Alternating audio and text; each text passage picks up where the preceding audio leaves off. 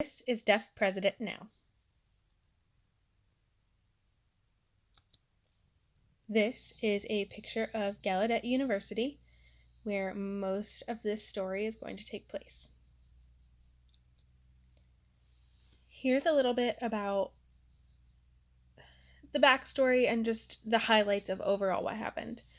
So, the students, staff, faculty, alumni, and community members of Gallaudet University started the movement of Deaf President Now on March 6th, 1988, after Dr. Elizabeth Zinser was announced as the 8th president of the university.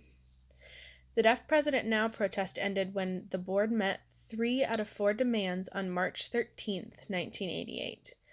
The 4 demands of this protest presented were that Elizabeth Zinser resigned and that a deaf president needed to be selected, for Jane Spillman to resign her role of the chair of Board of Trustees, for the Board of Trustees to be comprised of at least 51% of deaf members, that no retaliation would be held on the protest participants.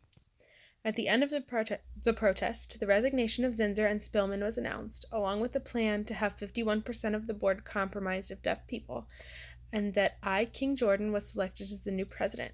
Dr. I. King Jordan was named the 8th president of Gallaudet University, becoming the first deaf president of the institution.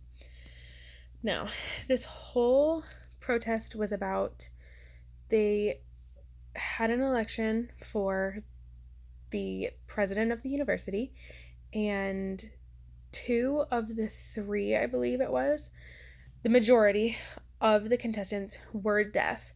So most students were very confident that they were going to get a deaf president, but somehow they still ended up with a hearing president. And obviously they were not happy, which is why they started this protest. And they wanted all of these demands, and they didn't want any retaliation, basically, for what they had done in the protest. And they got it, as you can see. So these are the people. These are the people that we were talking about. Elizabeth Zinser on the left was the president when the protest started. And on the very right, Jane Spillman. She was on the Board of Trustees. And those were the 2 women that the protesters asked be removed from their spots. And I. King Jordan, who's in the middle, is the one who the protesters, I can't remember if they requested that he specifically was president or if they just requested a deaf president and that's who was picked. But he was deaf and very much was liked, very well liked by everybody. So yeah, he was the new president. There is a picture of the protest. As you can see, the students are at the top of Gallaudet. So before Deaf President Now. So this is kind of what life was like before these students took a stand. So many deaf people had blue-collar jobs, which if you don't know what that is, a lot of that is like factory or hard labor working. ASL was not allowed in the classroom. If any of you have had any of our deaf professors at the university, a lot of them will talk to you about how they were told that they had to sit on their hands. They were not even allowed to gesture, even if they didn't know sign language. So that's part of that. And obviously, if they weren't allowed to do that in classrooms, they were not allowed to be represented in movies and TV. So the deaf students, not only did they not have representation out in the media world, they were being discriminated against for jobs, and as you'll learn later, many of them still are. They weren't allowed to use their own language. They had to act like they were hearing people.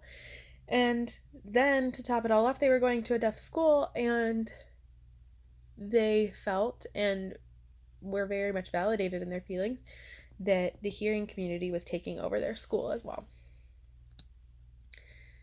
There's another picture of the deaf students protesting for their deaf president. They actually did march, I do believe, down to the White House and a few other buildings during their protest for their deaf president now. So not only did they succeed in having their demands met, but because they stood up for what they believed in, it showed that deaf and hearing alike, that deaf people had the right to be heard. They weren't demanding special treatment, they were demanding equality. So after they got their deaf president, the Americans with Disabilities Act was passed,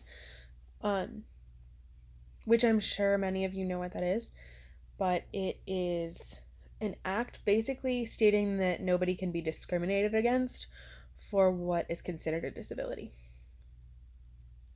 Tools for the deaf like TTY and TTD were developed, allowing for closed captions. Inspired by DPN, other mini protests, DPN is deaf president now, just in case you didn't know. Other mini protests were held at other deaf institutions.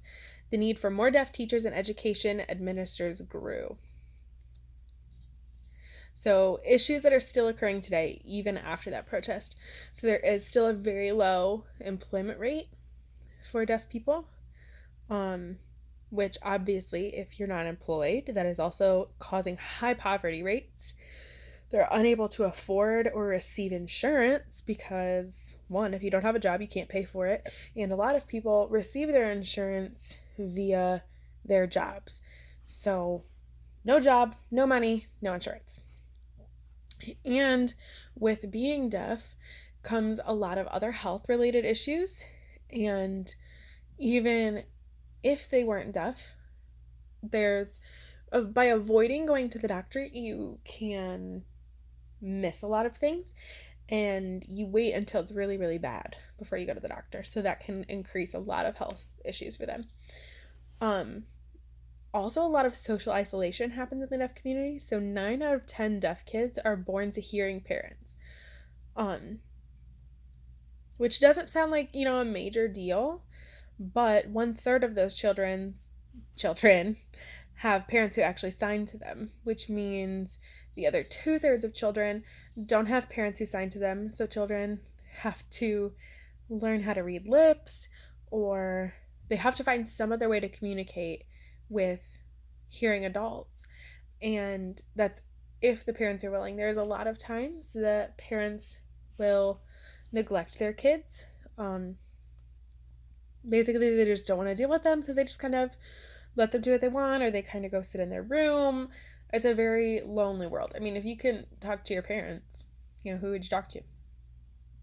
And this can obviously cause children to be more vulnerable to abuse and sexual assault and neglect, because if their parents can't communicate with them, how are they supposed to tell them that they're being abused or sexually assaulted by other people, and even possibly their other parent? So this is a video of the protest.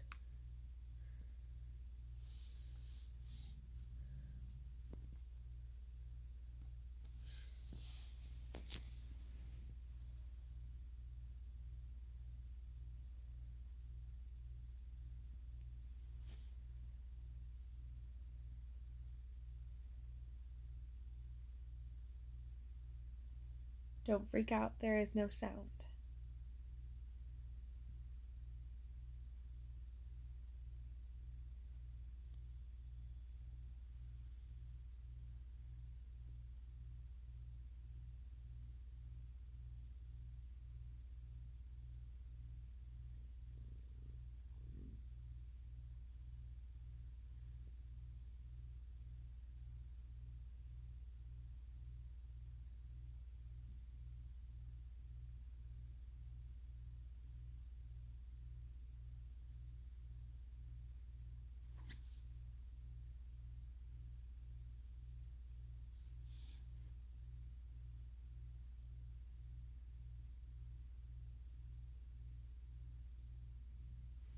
As you can imagine, students were very, very happy that somebody was standing behind them and publicly affirming their demands.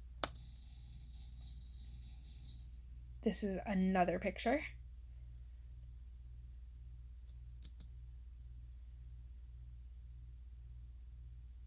And as you can see, people are still working to protest for deaf rights and for equality. And then this is a highlight reel of actual students during the protest.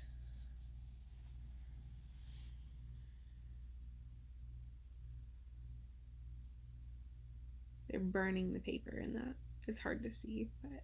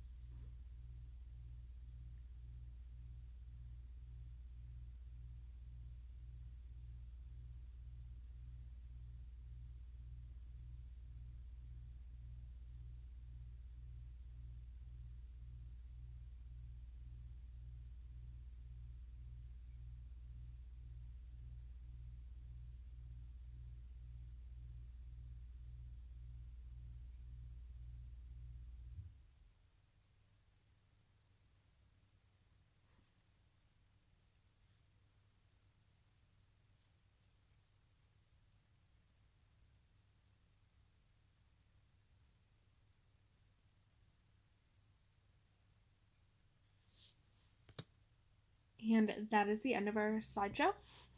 I hope by watching this you can realize how big of a difference you can make just by voicing your opinion.